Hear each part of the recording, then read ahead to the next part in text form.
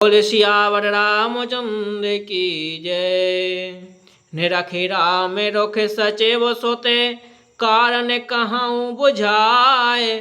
सुन प्रसंग रही मूक जिमी, दशावरन नहीं जाए। तब श्री रामचंद्र जी का रुख देखकर मंत्री के पुत्र ने सब कारण समझाकर कहा। उस प्रसंग को सुनकर वे गूंगी जैसी चुप रह गईं। उनकी दशा का वर्णन नहीं किया जा सकता। राखी न सकाए न कह सके जाहू, दुही भांति और दारुन दाहू।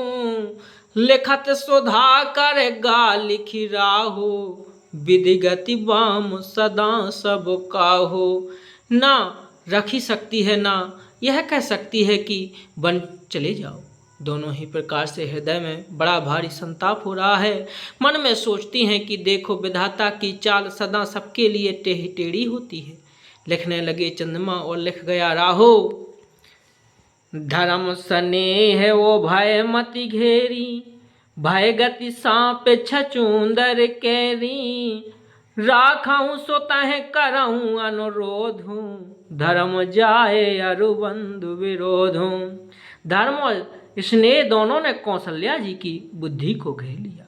उनकी दशा सांप छचूंदर सी हो गई। वे सोचने लगी कि यदि मैं अनुरोध हट करके पुत्र को रख लेती हूँ तो धर्म जाता है और भाइयों में विरोध होता है।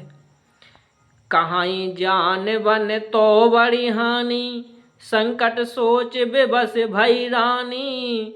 बहुर समझती धर्म सयानी, राम भरत दो सुत समझाने। और यदि बन जाने को कहती हूँ तो बड़ी हानि होती है। इस प्रकार के धर्म संकट में पड़कर रानी विशेष रूप से सोच के बस हो गई। फिर बुद्धिमती कौशल्या जी स्त्री धर्म पतिव्रत धर्म को समझकर और राम तथा भरत दोनों को पुत्रों को समान जानकर सरल स्वभाव राम महतारी, बोली बचन धीरे धरि भारी। तात जाऊं बल कीन हुनी का, पितु आयस सब धर्म कटी का। सरल स्वभाव वाली श्री रामचंद्र जी की माता बड़ा धीरज धरकर वचन बोली। है तात में बलिहारी जाती हूँ, तुमने अच्छा किया। पिता की आज्ञा का पालन करना ही सब धर्मों का शिरोमणि धर्म है।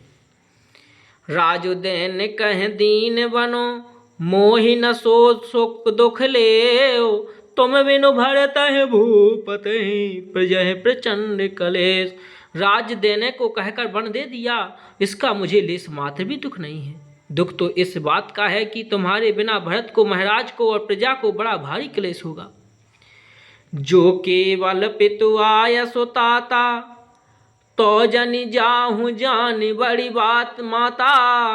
जो पितु मातु करहूँ बन जाना, तो कानन सत्य अवध समाना। हे तात, यदि केवल पिता की ही आज्ञा हो तो माता को पिता से बड़ा जानकर वन को मत जाओ। किंतु यदि पिता माता दोनों ने बन जाने को कहा हो तो वन तुम्हारे लिए सैकड़ों अयोध्या के समान है।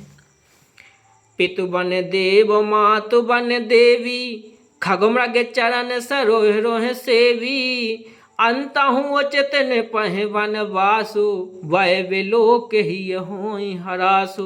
वन के देवता तुम्हारे पिता होंगे और वन देवियां माता होंगी। वहाँ के पशु पक्षी तुम्हारे चरण कमलों के सेवक होंगे। राजा के लिए अंत में तो वनवास करना उचित ही है। केवल तुम्हारी सुकुमार अवस्था देखकर हृदय में दुख होता है। बड़भागी बने अवध अभागी, जो रघुवंश तिलक तुम त्यागी। जो सुत कहो संग मोह लेहु, तुम्हारे हृदय हो संदेह। हे रघुवंश के तिलक, वन बड़ा भाग्यवान है और यह अवध अभागी है जिसे तुमने त्याग दिया है। पुत्र, यदि मैं कहूँ कि मुझे भी साथ ले चलो तो तुम्हारे हृदय में संदेह होगा कि माता इसी बहाने मुझे रोकना चाहती है। पूत परम प्रिय तुम सब ही के, प्राण प्राण के जीवन जी के। ते तुम कहाँ मात बन जाऊं, मैं सुनी बचन पेट पछताऊं। हे पुत्र, तुम सभी के परम प्रिय हो, प्राणों के प्राण और हृदय के जीवन हो। वही प्राणाधार तुम कहते हो कि माता मैं वन को जाऊं और मैं तुम्हारे वचनों को सुनकर बैठी पछताती हूँ। यह विचार नहीं कराऊं हटे, झूठ स्नेह बढ़ाए, मान मात कर नात बले, सुरत बिसर जन जाए। यह सोचकर झूठा स्नेह बढ़ाकर मैं हट नहीं करती बेटा, मैं बलैया लेती हूँ, माता का नाता मानकर मेरी सुध भूल न जाना। बोले श्यावर रामचंद्र की जय, रामायण मैया की जय। सभी संतजनों को मेरा सादर दंडवत प्रणाम। आप सभी रामायण को स्वयं पढ़ रहे हैं तथा एक दूसरे को भी रामायण से परिचित करा रहे हैं।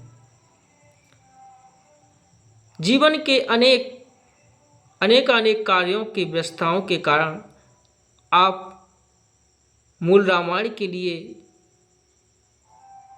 वैसा समय नहीं निकाल पाते हैं, तो मोबाइल के माध्यम से ही सही 5 मिनट भगवान का स्मरण करके मूल रामायण में क्या लिखा हुआ है आप स्वयं इसका अनुसरण करें और दूसरे को बताएं। आप भगवान की प्रिय सेवक तथा एक राष्ट्रभक्त के मुख्य कार्यकर्ता के रूप में सहायक होंगे। इसलिए आपको सभी को बहुत बहुत धन्यवाद। जय श्री राम।